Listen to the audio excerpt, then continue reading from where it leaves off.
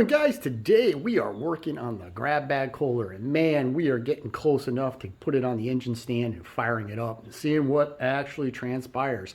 For today, there's big plans for today. We want to get the head and the used head gasket. We'll take a look at that in a little bit. Get the head on, get the ignition system in. We also want to get the breather system on, and obviously the points and everything will get all put in. Oh, and then also we want to install the used seals. So I got all that stuff lined up and ready to go. The first thing we're going to do is we're going to go ahead and tackle the head. We might as well just get that thing in there. So I have 3 used head gaskets here, and I'm just going to kind of pick the one I want. So as I look at these,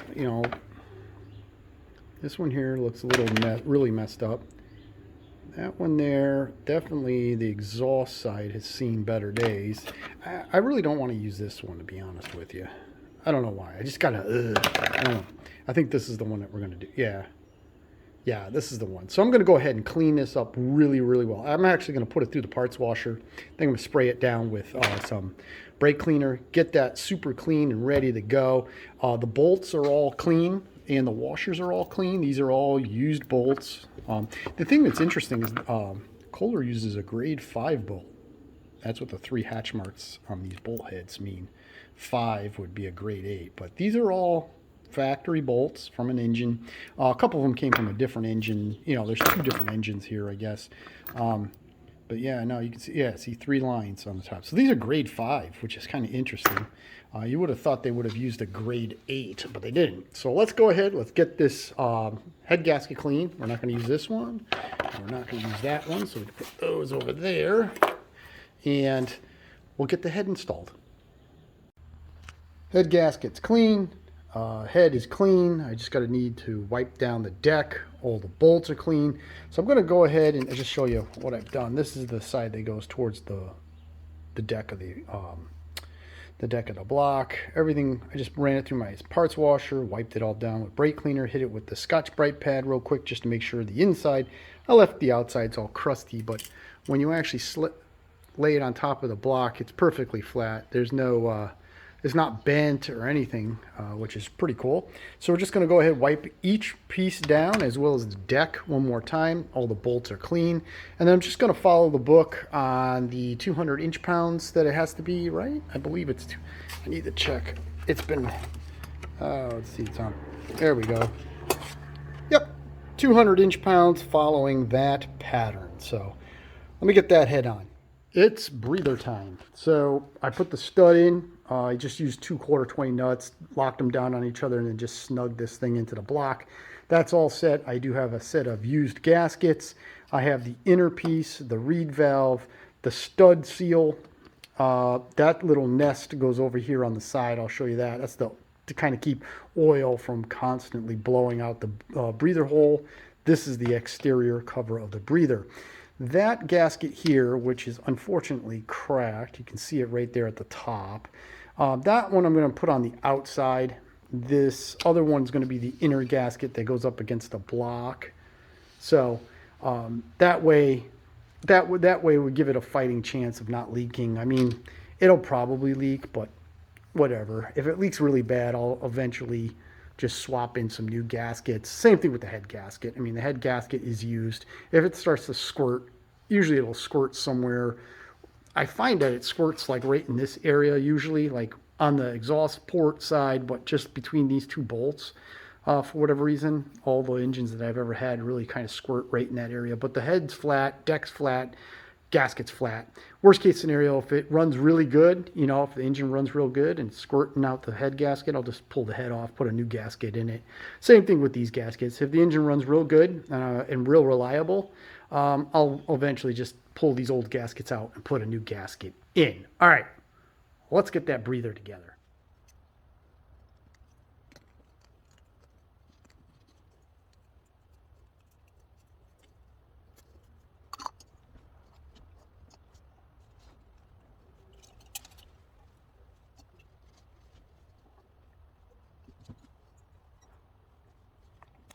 Next up are the seals. Again, used seals. These are in pretty good shape. The rubber on this one's a little bit hard, but it should work. There's already some oil on the inner surface where this is going to press in or press fit in. I am going to lubricate the shaft here a little bit to help this thing go into place. Just going to line it up, push it in with my fingers as much as possible, and then lightly with a punch, just kind of tap, tap, tap, tap, tap around just until it's completely seated. I'll do the same thing for the bearing plate side.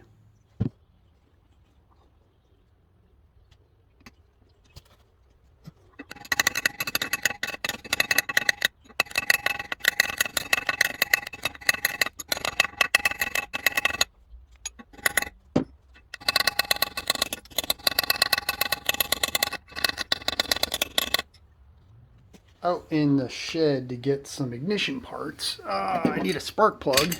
Oh, that was loose. Interesting. All right, we'll take this out. Come on. Yeah, is this a J8C? Yeah, we'll clean this spark plug up and we'll throw this spark plug in it because we're going to, used spark plug. Then again, I might get a new one.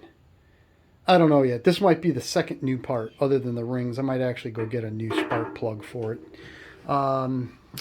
We need an ignition wire. Now this is obviously from my prior videos. This is Kohler land, but I don't have any ignition wires in there. This is my Clinton junk box, which I'm not going to be able to probably do with one here. No, I can't. All right, cool. So let's take a look. Unfortunately, I don't have enough. See, the problem with Clinton is Clinton changed their part scheme as the years went on. There's type 1 ignitions, type 2 ignitions. The bearing plates are specific. Like this is a bearing plate for probably a 1200. Might even be a 900, but this is a type 1 ignition. So it's not as easy as to just get a box full of parts and put a Clinton engine together. So there's an ignition wire on that one. We might use that ignition wire. I don't know. Oh, wait a minute. Oh, wow. Wait a minute. Look at this one. Let's see if I can get this open with my hand. I do have another ignition wire, but this one doesn't have an end on it. This is off of Clinton, too. Yeah, all right. I might use this one. Look at the end of that. Oh, yeah. Hopefully that's... yeah. All right. Okay, so we're going to use that. And that's it. Out of this box, there's just random parts in here. Again, tons of breathers for Clintons. These things are actually pretty hard to find. These are the governor piece. This is where you would hook up the throttle and everything like that. There's probably the posts are in here too. I mean, here's the equivalent brass piece. Neat. All right, so you know what? We're gonna clean this. Let's see if this ignition wire is long enough. All right, I have cleaned the mag bar. I cleaned the coil. I tested the wire to make sure that there was continuity from here to the ring. I also checked the continuity within the windings of the coil. It's fine. Then I tested the windings to the output lead. There's like a little spike down in there. Let's see if we can get... Yeah, right there. You can see there's like a needle sticking right there in the center. Sorry. That is the probe, which actually gets shoved up into this wire. A Clinton has like a little wire loop on the outside of the coil. That's why you have a little bit of lead. It wraps around on that. Kohler has, you cut this lead off, and you shove that down in there. And then I'll take a little sealer and just seal it up so that way it stays in place. But just before I do that, I'll test it to make sure that the lead does have continuity. This wire is long enough to go from the coil to a spark plug. So we're going to go ahead and clean this all up. I got to figure out, I got to be honest with you, I'm really kind of leery on using one of these old condensers. The only reason why I'm a little leery is I just don't feel like tearing off the flywheel and all that other stuff when it could have been avoided. I don't know. We'll see. I'll probably clean this one up right there just because it's got like a brass look to it. That's all. And then obviously got to clean a set of points, and we'll get those gapped. We'll get this all put together and clean the spark plug and put that on. And then the ignition system, except for the kill wire, will be complete. Mag bar, coil, and condenser are all in place. I just took a little bit of anti-seize and put it on the mounting bolts of the mag bar, just so they don't gall over time. Now I have the ignition wire in. The probe is just lightly fixed or affixed in the spark plug end of it. If I touch this screw right here, which is one of the coil wires, we have 5.20 ohms, which means that the coil is connected to the ignition wire. So when the condenser releases its energy, the points close, it'll fire the coil. So this is all in good shape. I mean, this is all ready to go. Next is I'm going to have to make these are just a bunch. I got two old ignition wires, or not ignition, but they're the wire that goes from the condenser to the points. And I think I'm just going to clip off that ugly looking plastic thing, clean this wire up, and that I'm going to reuse this wire to the points. With the condenser wire in place, I'm going to hide the bulk of the wire because this wire is too long. I'm going to hide most of it behind the bearing plate so you won't even see it. Ignition wires right here. We do have 3 sets of points. I've kind of gone over the points themselves. The screws are kind of chewed up on this one here. All the points themselves, the contacts are in pretty rough shape. And this one in general is in pretty good shape. The screws are in good shape. The contacts are in good shape. So I'm going to go ahead, pull this completely apart, clean everything, lightly scuff down. I'll probably just use this Scotch-Brite pad. The contacts clean. I do have the kill switch delete cover, which is kind of interesting because it's its own little stamping because it doesn't have the spring embossments in it, nor does it have the hole for the kill switch that would typically be on these engines. That will go in place. I do have a good push rod.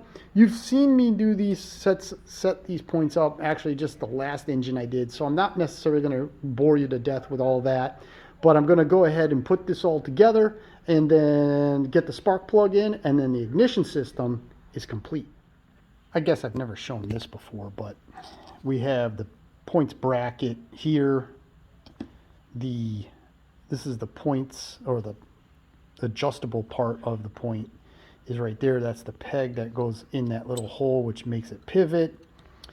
This little washer goes on the bottom here. That's like the bushing, the slide bushing. And here's the top part of the point section, or points themselves. And that little screw goes right there. That holds the spring in place as well as our wires. And this is the screw that goes right here, which is the adjustment tighten down screw for the point. So I'm going to go ahead, spray all this stuff down, clean it all up, get all the grease out. I'll put a little bit of dielectric grease or a little electrical grease on the peg so it moves nice and smooth.